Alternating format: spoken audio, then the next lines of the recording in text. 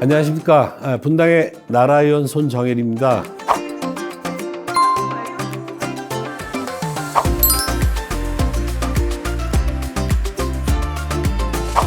감염성 질환이 요즘에 관심이 많죠. 그래서 감염성 질환 환자가 왔을 때 보조적으로 정맥 영양주사를 어떻게 사용할 것인가에 대해서 총정리를 해봤습니다. 오늘 그 차례 내용을 보면 그 감염성 질환은 면역과 연결이 되기 때문에 전형적으로 항산화제에 대한 설명들, 항산화제 제품들이 많이 나와 있거든요.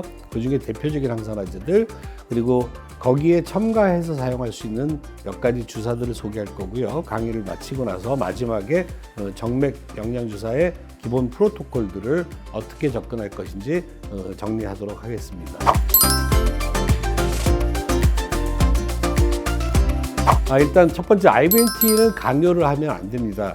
의사분들도 정맥 영양주사를 좋아하시는 분도 있고 좋아하지 않는 분도 나눠져 있는 것처럼 환자들도 마찬가지입니다. 그래서 굳이 주사를 맞으라고 이렇게 강요하는 거는 좋지 않습니다. 그 이유가 뭐냐면 우리 이제 캐필라리를 보면 캐필라리 입구에는 자세히 보시면 프리캐필라리 스핑크터라는 조그만 밴드들이 다 감싸 있습니다. 이 밴드와 그 밖에 바로 직전에 있는 아터리올, 이 두 가지는요 교감신경계에 영향을 많이 받습니다. 그래서 옆에 있는 그림처럼 이 교감신경계가 작용하면서 이 밴드가 이 스핑크터가 다 닫히게 됩니다. 그래서 모세혈관으로 혈액이 들어가지가 않게 되는 거죠. 그래서 영양소가 그냥 동맥에서 바로 정맥으로 넘어가 버리는, 그러니까 계속 맴도는 순환만 하게 되는 거죠. 그래서 IVNT의 가장 중요한 거는 고농도라는 특징이 있습니다. 그래서 고농도 수액이 몇 시간 동안 계속 맴돌게 되면 영양소의 어떤 흡수보다는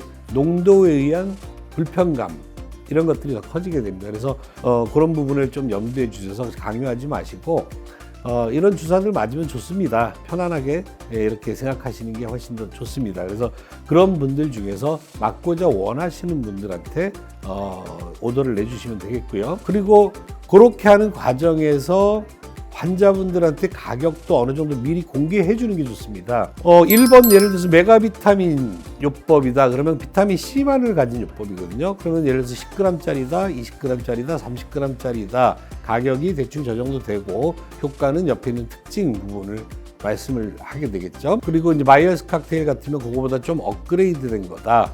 역시 10, 20, 30은 비타민 C 그램 수를 얘기하고요. 그래서 특징은 위에 있는 비타민 C 요법 포함해서 또 크게 나가죠. 그리고 이제 몇 가지 첨가한 주사들을 쭉 설명을 해줍니다. 간단하게.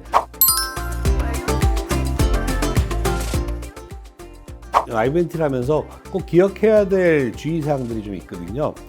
그 중에 몇 가지 말씀드리겠는데, 일단 섞어서 안 되는 것들이 있습니다. 이 칼슘과 탄산수 나트륨이 같이 섞이게 되면 칼슘과 이 탄산이 결합이 되면서 탄산칼슘이 됩니다. 그래서 이게 이제 침전물로 발생이 되거든요. 그래서 위험하고요. 비타민 C와 셀레늄을 동시에 생리식염수나 이런 데 믹스를 하게 되면 굉장히 좀 위험하죠.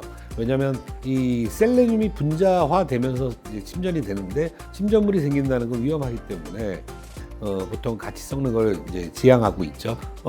이제 많은 원장님들이 그 포도당 사용하는 거에 대해서 이제 많이 물어보시는데, 뭐 당뇨 환자나 암 환자들한테 포도당을 쓰는 게 괜찮겠느냐? 절대적 금기는 아닙니다. 필요에 따라서는 쓰시고요. 그 다음에 이제 비타민 C 30g 이상부터 사용할 때는요, 증류액을 씁니다. 그러니까 10g이나 20g을 쓸 때는 생리식염수를 쓰시는 건 무방하고요. 30g 이상 비타민 C를 사용할 때부터는 증류액으로 사용해 주시기 바라고요. 그 다음에 이제 글루타치온 얘기인데요. 글루타치온 얘기가 이제 두 가지로 나눠지는데, 첫 번째 이제 글루타치온은 모든 항산화제 주사 중에서 가장 산화가 빨리 되는 주사입니다. 제품도 분말화로 나와 있습니다. 그래서 글루타치온은 고위에 있는 것처럼 아미노산 주사에다가 잘 섞지는 않는데요. 아미노산 제품을 아미노산에 믹스했을 때 만일에 어떤 펩타이드 결합이 깨어지게 되면 얘네들이 이제 아미노산으로서 존재하는 거잖아요. 그럼 다시 얘네들이 재결합할 가능성이 좀 희박하다라는 거죠. 단순히 글루타치온은 아미노산에다 섞지 말자, 이렇게 생각하시면 되고요. 또 그 이유 중에 하나가 또 하나 더 있죠. 아까처럼 글루타치온은 밖에서 빨리 산화가 되기 때문에 아미노산에서 섞게 되면 1시간 이상 투여가 되기 때문에 거기다 섞게 되면 이 산화가 다 돼버리죠. 글루타치온은 가급적 빨리 놓는다. 그리고 아미노산에 넣지 않는다. 이 두 가지만 기억해 두시면 되겠습니다.